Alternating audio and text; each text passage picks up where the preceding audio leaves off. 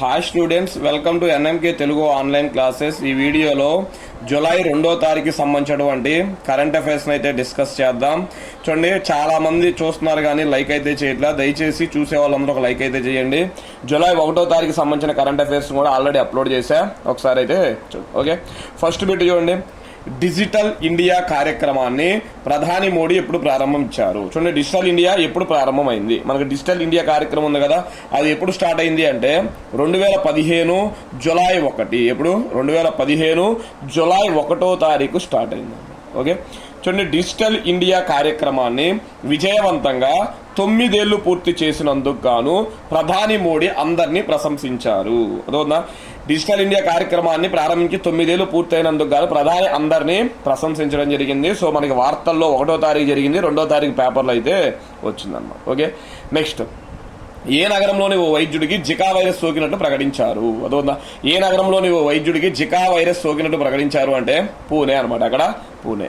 మహారాష్ట్రలోని పూణేలో ఓ వైద్యుడు, ఆయన కుమార్తె ఇద్దరికి జికా వైరస్ అనేది సోకింది అనమాట. అదోందా, చూడండి, మొత్తం ఆయనకి సోకింది, తర్వాత కుటుంబం మొత్తానికి మళ్ళీ టెస్టులు చేస్తే ఆ కుటుంబంలో వాళ్ళ కూతురికి వైరస్ కూడా ఉన్నట్లయితే తెలుస్తుంది అనమాట. ఓకే, నెక్స్ట్, 3వ బిట్, ఏ దేశం యొక్క కరెన్సీ నోట్లపై హోలోగ్రాఫిక్ అంటారు? చూడండి, హోలోగ్రాఫిక్ టెక్నాలజీని ప్రవేశపెట్టారు. అదోనా, ఏ దేశం యొక్క కరెన్సీ నోట్లపై హోలోగ్రాఫిక్ యొక్క టెక్నాలజీని ప్రవేశపెట్టారు అంటే జపాన్ అన్నమాట. ఏ దేశం?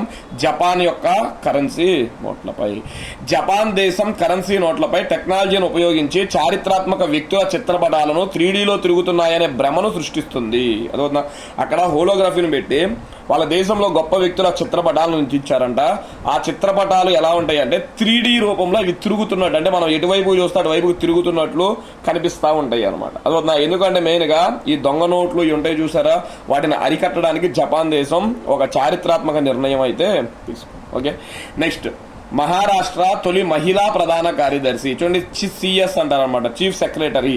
మహారాష్ట్ర తొలి మహిళా చీఫ్ సెక్రటరీగా ఎవరు బాధ్యతలు స్వీకరించారు అంటే ఆమె పేరు సుజాత సౌనిక్ అంటారు. సుజాత సౌనిక్ అనే పేరుతో అయితే పిలుస్తారు. ఆంధ్రప్రదేశ్ రైతు, నెక్స్ట్ బిట్ చూడండి, ఏంది? మహారాష్ట్ర తొలి మహిళా ప్రధాన కార్యదర్శి ఎవరు అంటే సుజాత సౌనిక్. నెక్స్ట్ బిట్, ఆంధ్రప్రదేశ్ రైతు సాధికార సంస్థ ఎగ్జిక్యూటివ్ వైస్ చైర్మన్ గా ఎవరు బాధ్యతలు స్వీకరించారు? అదొక, ఆంధ్రప్రదేశ్ రైతు సాధికార సంస్థ ఎగ్జిక్యూటివ్ వైస్ చైర్మన్ గా ఎవరు బాధ్యతలు స్వీకరించారు అంటే టి విజయ్ కుమార్ అంటారు. ఏం పేరు? టి విజయ కుమార్ అనమాట. నెక్స్ట్, దాని తర్వాత 6వ బిట్, దక్షిణాసియాలోనే అతిపెద్ద విమాన శిక్షణ పాఠశాలను ఎయిర్ ఇండియా ఎక్కడ ఏర్పాటు చేయనున్నట్లు ప్రకటించింది? చూడండి, దక్షిణాసియాలోనే అతిపెద్ద విమాన శిక్షణ పాఠశాలను ఎయిర్ ఇండియా ఎక్కడ ఏర్పాటు చేయనున్నట్లు ప్రకటించింది అంటే అమరావతి అంటారు. ఎక్కడ? అమరావతి. ఏ రాష్ట్రము అంటే మహారాష్ట్ర. ఏ రాష్ట్రం? Maharashtra. Next, Andhra Pradesh marketing incharge director గా, చూడండి, ఆంధ్రప్రదేశ్ మార్కెటింగ్ ఇన్ఛార్జ్ డైరెక్టర్ గా రైతు బజార్ కార్యనిర్వహణ అధికారి ఇన్ఛార్జి బాధ్యతలను ఎవరికి అప్పచెప్పారు? చూడండి, 2 అనమాట. Andhra Pradesh marketing incharge director, Rythu Bazar కార్యనిర్వహణ అధికారి ఇన్ఛార్జి పదవి అనమాట. ఈ 2 బాధ్యతలను ఎవరికి అప్పచెప్పారు అంటే ఆయన పేరు శేఖర్ బాబు అంటారు. చూడండి, ఆయన పేరు ఏంటి అంటే శేఖర్ బాబు అంటారు. నెక్స్ట్, వార్తల్లో నిలిచిన మినామి తోరిషిమా అంటారు. వార్తల్లో నిలిచిన మినామి తోరిషిమా ఏ దేశానికి చెందినది? ఈ ఐలాండ్ అనేది ఏ దేశానికి చెందినది అంటే జపాన్ దేశానికి చెందినది. ఏ దేశం? జపాన్. వార్తల్లో నిలిచింది. ఎందుకు నిలిచింది? చూడండి, మినామి తోరిషిమా అనమాట. మినామి తోరిషిమా ద్వీపం సముద్ర గర్భంలో ఎలక్ట్రిక్ కార్ బ్యాటరీలను తయారు చేయడంలో ఉపయోగపడే ఖనిజాలను గుర్తించారు. చూడండి, ఆ ఐలాండ్ కింద సముద్ర గర్భంలో అంట ఎలక్ట్రిక్ కార్ బ్యాటరీలను తయారు చేయడానికి ఉపయోగపడే ఖనిజాలకు గుర్తించడం అయితే జరిగింది. అదొక, మనకి ఇది చాలా చాలా ఇంపార్టెంట్, గుర్తుపెట్టుకోండి. నెక్స్ట్, దాని తర్వాత చూసినట్లయితే చూడండి, మనకి 9వ బిట్ అనమాట. అదొక నిమిషమండి. నెక్స్ట్, దాని తర్వాత చూసినట్లయితే 9వ బిట్ చూడండి, హుల్ దివాస్ అంటారు. ఏంటది? హుల్ అనమాట, HUL అంటారు అనమాట. హుల్ దివాస్ వేడుకను ఏ రాష్ట్రంలో చేసుకుంటారు అంటే జార్ఖండ్ రాష్ట్రంలో చేసుకుంటారు. అక్కడ జార్ఖండ్. హుల్ దివాస్ వేడుకను ఏ రాష్ట్రంలో చేసుకుంటారు? జార్ఖండ్. 1855 గిరిజన తెగలు బ్రిటిష్ వారికి వ్యతిరేకంగా స్వాతంత్ర ఉద్యమాన్ని చేసి ప్రాణాలు అర్పించడానికి ప్రతీకగా ఈ వేడుకలను జరుపుతారు. చూడండి, 1855లో అంట, అంటే సిపాయిల తిరుగుబాటు కన్నా ముందే ఈ గిరిజన తెగలు బ్రిటిష్ వారికి వ్యతిరేకంగా స్వతంత్ర పాలన గురించి పోరాటం చేయడం అయితే జరిగింది. జరిగిందనమాట. అందులో చాలా మంది ప్రాణాలు అర్పించడం జరిగింది. ఆ ప్రాణాలు అర్పించిన వాళ్ళందరికీ ప్రతీకగా వాళ్ళని స్మరించుకుంటూ హుల్ దివాస్ అనే వేడుకలను అయితే నిర్వహించుకుంటారు.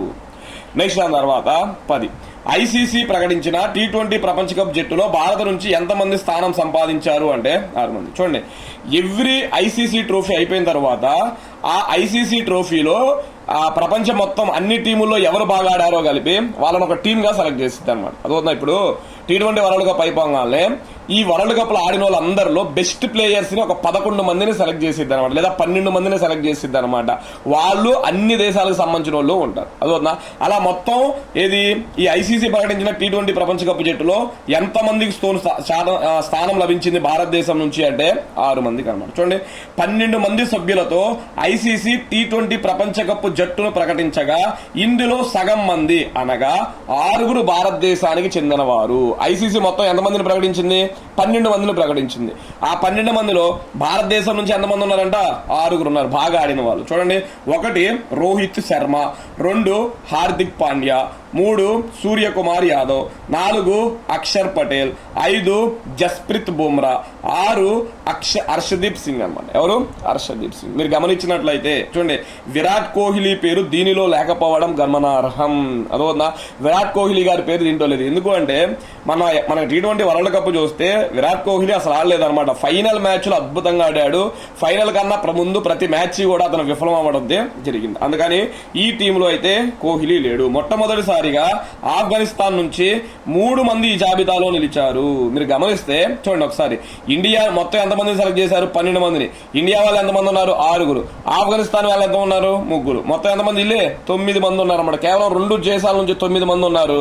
అంటే ఇంకా 3 ఉండాలి. ఆ 3ని మిగతా అన్ని దేశాల నుంచి తీసుకోవడం జరిగింది. అదవుతుందా? కాబట్టి ఇది కూడా గుర్తుపెట్టుకోండి. నెక్స్ట్ దాని తర్వాత చూసినట్లయితే చూడండి 11 విట్నెస్ ప్రొటెక్షన్ స్కీమ్ అంటారు. విట్నెస్ ప్రొటెక్షన్ స్కీమ్, సాక్ష్య రక్షణ పథకం అంటారు. అదవుతుందా? విట్నెస్ ప్రొటెక్షన్ స్కీమ్ సాక్ష్య రక్షణ పథకం ఇటీవల ఏ రాష్ట్రం ప్రారంభించింది అంటే అస్సోం అనమాట. ఎందుకు అంటే మనకి 3 చట్టాలు, నేర న్యాయ చట్టాలు అమల్లోకి వచ్చినాయి మన జూలై 1వ తారీఖు నుంచి అని చెప్పుకున్నాం. మరి వాటిల్లో సాక్ష్య అధినియం చట్టం అని కూడా ఉంది. భారతీయ సాక్ష్య అధినియం చట్టం అని ఉందన్నమాట. అదవుతుందా? మరి ఎవరైతే ఈ యొక్క సాక్ష్యం చెప్తారో వాళ్ళకి రక్షణ కల్పించే బాధ్యతలు కూడా ప్రభుత్వాన్ని తీసుకోవాలన్నమాట. అందుకే ఈ డేను నిర్వహించడం అయితే, ఈ పథకాన్ని నిర్వహించడం అయితే జరిగింది. ఓకే, నెక్స్ట్ PGCL యొక్క చీఫ్ జనరల్ మేనేజర్ అంటారు. చూడండి, చీఫ్ జనరల్ మేనేజర్ CGM అంటారు దీన్ని. అదోనా, చీఫ్ జనరల్ మేనేజర్ గా ఎవరు నియమితులయ్యారు అంటే ఆయన పేరు అఖిలేష్ పాఠక్ అంటారు. ఏం పేరు? అఖిలేష్ పాఠక్. దేనికి? PGCL.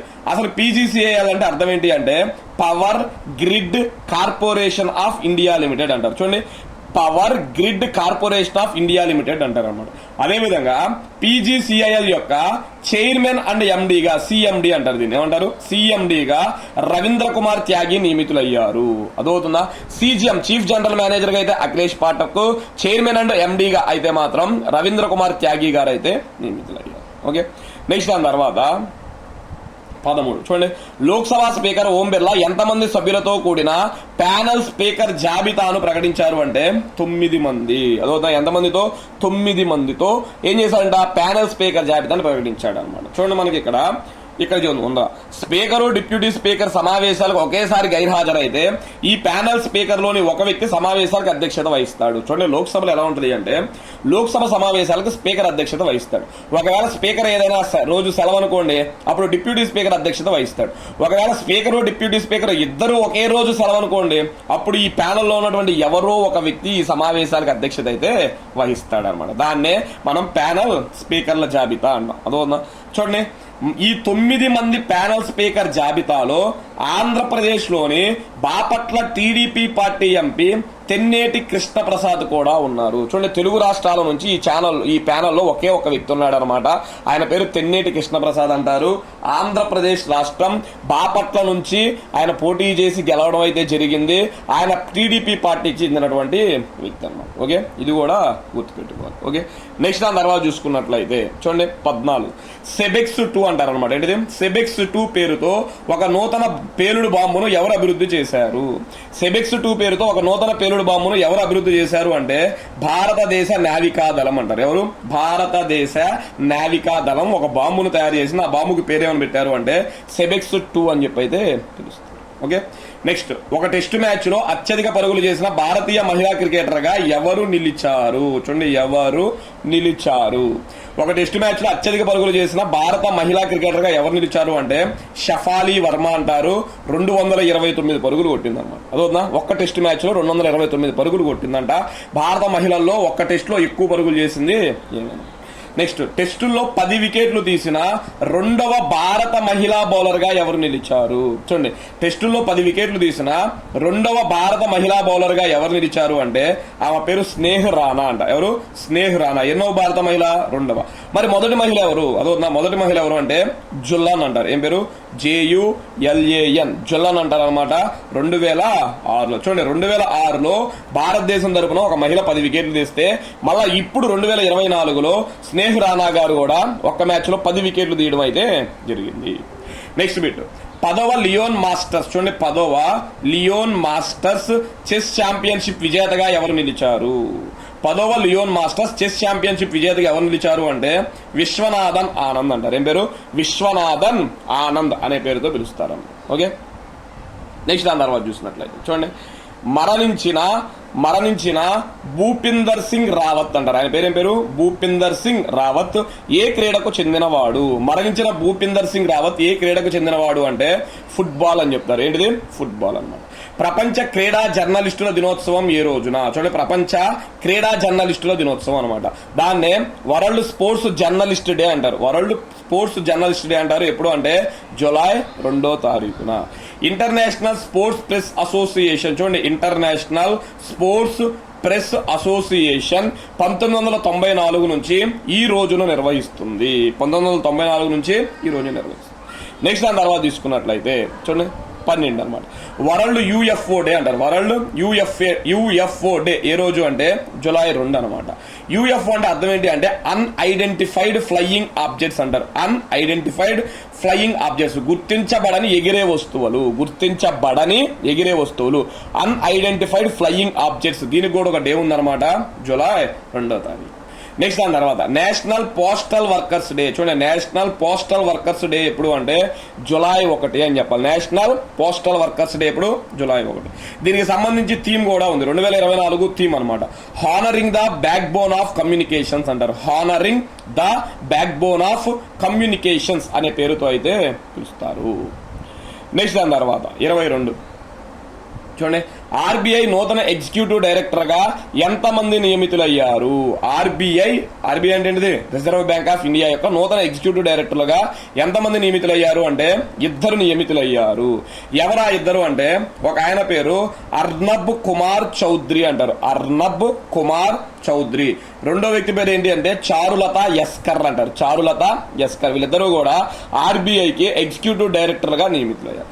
ఇప్పటి వరకు వీరిద్దరూ RBIలో చీఫ్ జనరల్ మేనేజర్లుగా ఉన్నారు. ఇప్పటి వరకు RBIలో వీళ్ళు చీఫ్ జనరల్ మేనేజర్లుగా ఉన్నారు. అక్కడ నుంచి ఏమయ్యారు? ఇప్పుడు వీళ్ళిద్దరూ ఎగ్జిక్యూటివ్ డైరెక్టర్లు అయితే అయ్యారు. ఓకే, నెక్స్ట్ దాని తర్వాత చూడండి 23. వార్తల్లో నిలిచిన రాజ్యసభ ఎంపీ సాకేత్ గోఖలే ఏ రాష్ట్రానికి చెందినవాడు? వార్తల్లో నిలిచిన రాజ్యసభ ఎంపీ సాకేత్ గోఖలే ఏ రాష్ట్రానికి చెందినవాడు అంటే పశ్చిమ బెంగాల్ రాష్ట్రానికి చెందినవాడు. ఓకే, ఆయన ఎంపీ అనమాట. చూడండి, పరువు నష్టం కేసులో Trinamool Congress party, TMC party అనమాట. పరువు నష్టం కేసులో తృణమూల్ కాంగ్రెస్ పార్టీ రాజ్యసభ ఎంపీ సాకేత్ గోఖలే, ఏం పేరు? సాకేత్ గోఖలేకు న్యాయస్థానంలో ఎదురు దెబ్బ తగిలింది. ఇతను 2021లో మాజీ దౌత్యవేత్త అయిన లక్ష్మీపురిపై సోషల్ మీడియాలో అనేక పోస్టులు పెట్టారు. చూడండి, ఆయనంట 2021లో లక్ష్మీపురిపై అనేక పోస్టులు పెట్టాడంట. అంటే ఆమెను విమర్శిస్తా, అదేవిధంగా అక్రమాస్తులు సంపాదించిందని, చాలా మంది దగ్గర ప్రజలను మోసం చేసిందని, అవినీతి చేసిందని సంథింగ్ వచ్చాడు అనమాట. అప్పుడు ఆమె ఏం చేసిందంటే పరువు నష్టం దావా వేసింది. అవన్నీ నువ్వు నిరూపించాలి, నిరూపించకపోతే నేను పరువు నష్టం దావా వేస్తానని కేసు వేసింది. ఇప్పుడు తీర్పునిచ్చింది. దీంతో కేసు వేయడంతో ఈయన 50 లక్షల నష్టపరిహారం చెల్లించాలని న్యాయస్థానం తీర్పునిచ్చింది. అదో నష్టపరిహారం కింద ఎంత చెల్లించాలంట? 50 లక్షలు చెల్లించాలని చెప్పి అయితే న్యాయస్థానం తెలిపింది. నెక్స్ట్ దాని తర్వాత 24 ఎయిర్ ఫోర్స్ అసోసియేషన్ అధ్యక్షుడిగా ఎవరు నియమితులయ్యారు?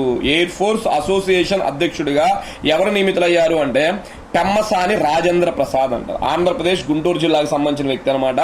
ఎయిర్ ఫోర్స్ అసోసియేషన్ అధ్యక్షుడిగా ఎవరు నియమితులయ్యారంటే పెమ్మసాని రాజేంద్ర ప్రసాద్. నెక్స్ట్, ప్రపంచ చెస్ ఛాంపియన్షిప్ మ్యాచ్ ఏ దేశంలో జరగనుంది అంటే సింగపూర్ లో జరగనుంది. వెరీ వెరీ ఇంపార్టెంట్ బిట్ అనమాట. ప్రపంచ చెస్ ఛాంపియన్షిప్ మ్యాచ్ ఏ దేశంలో జరగనుంది అంటే సింగపూర్ అనమాట. ఇద్దరికి మధ్య జరగనుంది ఫైనల్. అదొక ఈ మ్యాచ్ లో చైనా దేశానికి చెందిన డింగ్ లిరెన్ అంటారు ఆయన పేరు. చూడండి, ఈ మ్యాచ్ లో చైనా దేశానికి చెందిన డింగ్ లిరెన్ తో మన దేశానికి చెందిన, మన ఇండియాకి చెందిన డి గుకేష్ అనమాట. ఆయన పేరు డి గుకేష్ ఈ ఏడాది చివరిలో సింగపూర్ లో ఆడనున్నాడు. ఎక్కడ? సింగపూర్ లో ఆడనున్నాడు. ఈ ఏడాది ఏప్రిల్ నెలలో 17 ఏళ్ల గుకేష్, చూడండి, ఏప్రిల్ నెలలో 17 ఏళ్ల గుకేష్ క్యాండిడేట్ చెస్ టైటిల్ గెలిచిన విషయం మనకు తెలిసిందే. చూడండి, మొన్న ఏప్రిల్లో క్యాండిడేట్ చెస్ టైటిల్ ఛాంపియన్షిప్ అయితే జరిగింది. దాంట్లో విజేత గుకేష్ గా నిలిచాడు అనమాట. ఎవరైతే ఈ క్యాండిడేట్ చెస్ టైటిల్ గెలుస్తాడో ఆయన ఈయన మీద ఆడతాడు. ఫైనల్స్ లో ఈయన మీద ఆడడం అయితే జరుగుతుంది. ఓకే, గుర్తుపెట్టుకోండి. నెక్స్ట్ దాని తర్వాత 26 ఆర్సీబీ జట్టుకు, చూడండి, ఆర్సీబీ మనకి ఐపీఎల్ వచ్చింది అనమాట. ఆర్సీబీ అంటే రాయల్ ఛాలెంజర్స్ బెంగళూరు అంటారు. అదొక బెంగళూరు అనమాట. ఆర్సీబీ జట్టుకు నూతన బ్యాటింగ్ కోచ్, మెంటార్ గా ఎవరు నియమితులయ్యారు అంటే దినేష్ కార్తిక్ నియమితులయ్యాడు. ఎవరు? దినేష్ కార్తిక్ నియమితులు అవ్వడం అయితే జరిగింది. నెక్స్ట్ దాని తర్వాత 27 చూడండి, యూనివర్సిటీ వైస్ ఛాన్సలర్ ఉపకులపతి పదవిని ఏ రాష్ట్రం పేరు మార్చింది? చూడండి, మనం వైస్ ఛాన్సలర్ అంటాం కదా యూనివర్సిటీలకి. ఆ పదవిని, ఆ పేరును ఒక రాష్ట్రం మార్చిందంట. ఏ రాష్ట్రం అంటే మధ్యప్రదేశ్. చూడండి, వైస్ ఛాన్సలర్ పదవిని కులగురు, వెరీ వెరీ ఇంపార్టెంట్ అనమాట. వైస్ ఛాన్సలర్ పదవిని కులగురువుగా మారుస్తూ మధ్యప్రదేశ్ మంత్రివర్గం ఆమోదించింది. మధ్యప్రదేశ్ అంటే ఇక నుంచి మధ్యప్రదేశ్ లో వైస్ ఛాన్సలర్ ఉండడు, కులగురు అనే పేరుతో పిలవాలి.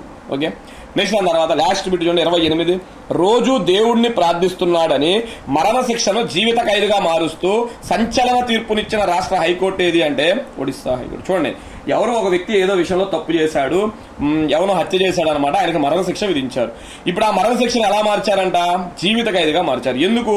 రోజు దేవుణ్ణి ప్రార్థిస్తున్నాడు అంటే సత్ప్రవర్తన కారణంగా అంటారు. చూడండి, ఇతను దేవుణ్ణి వేడుకుంటున్నాడు. నేను తెలియక చేశాను, తెలిసి చేసినా తెలియకపోయేసినా తప్పే, కాబట్టి నేను తప్పు చేశాను, నువ్వే నన్ను రక్షించని చెప్పి ఆ జైల్లో ఏం చేస్తున్నా అంటే రోజు దేవుడికి పూజలు చేయడం అయితే జరుగుతుంది అన్నమాట. దీంతో న్యాయస్థానం అతను చేసిన తప్పును తెలుసుకొని కుమిలిపోతున్నాడు, చింతపడుతున్నాడు. కాబట్టి ఏం చేద్దాం, మనం మరణ శిక్షను రద్దు చేసి జీవిత ఖైదు వేద్దామని చెప్పి తీర్పును మార్చి సంచలన తీర్పునైతే ఏ రాష్ట్ర హైకోర్టు ఇచ్చింది అంటే ఒరిస్సా హైకోర్టు అయితే ఇచ్చిందన్నమాట. ఓకే, ఇవి స్టూడెంట్స్ మనకి ప్రధానంగా ఎన్నో తారీఖు సంబంధించినవి అంటే 2వ తారీఖుకి సంబంధించినటువంటి కరెంట్ అఫైర్స్. ఓకే, 3వ తారీఖు కూడా కరెంట్ అఫైర్స్ రాసేసాను అనమాట. అవి కూడా నెక్స్ట్ వీడియోలో అయితే మీకు పోస్ట్ చేస్తాను. మీరు చేయవలసిన వల్ల చిన్న లైకే ఫ్రెండ్స్, కాబట్టి దయచేసి ఒక లైక్ అయితే చెయ్యండి.